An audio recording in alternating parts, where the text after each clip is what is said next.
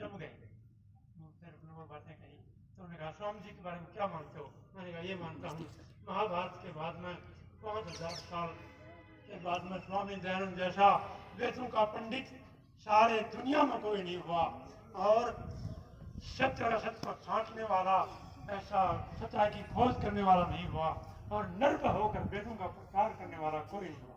ये मानते हैं। फिर उसने कहा उसकी बात गलत हो सकती है, वो हो सकती है, मनुष्य था, अपन तो बतानी पड़ेगी आपको। उसने बताई, फिर मैंने उत्तर दिया। वो लंबी कहानी है। मतलब स्वामी दयानंद महान, सबसे महान स्वामी दयानंद।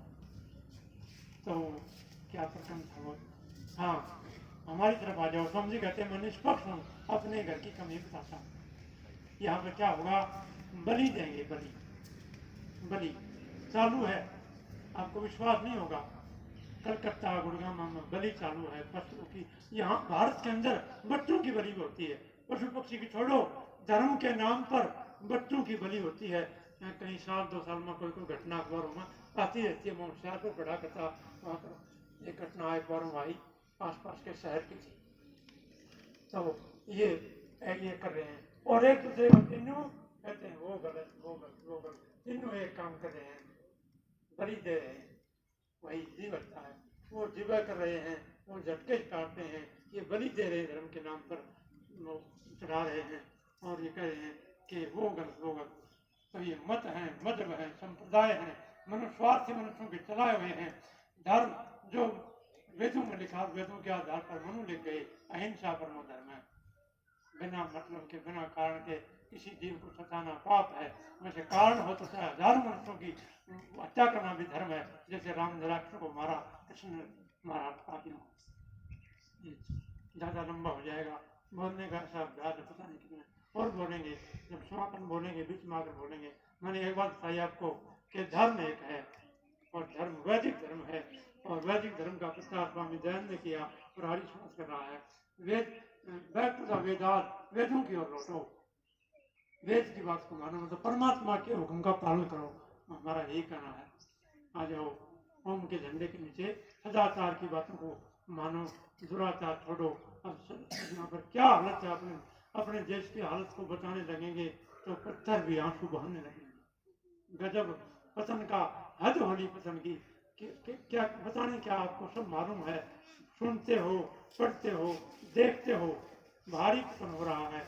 इस भारी पतन में आर्य समाज सैकड़ों, हजारों, लाखों नौजवानों को ऐसे प्रोग्राम करके बचा रहा है, दुराचार से बचा रहा है। कैसे कैसे कानून बन गए हैं हमारे धर्म को भ्रष्ट करने के, और समाज के अंदर क्या हो रहा है।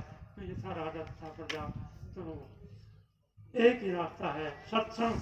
सत्संग गिरे हुए को ऊंचा उठाता है, और सत्संग के नाम पर कुसंग भी हो रहे हैं समाज में।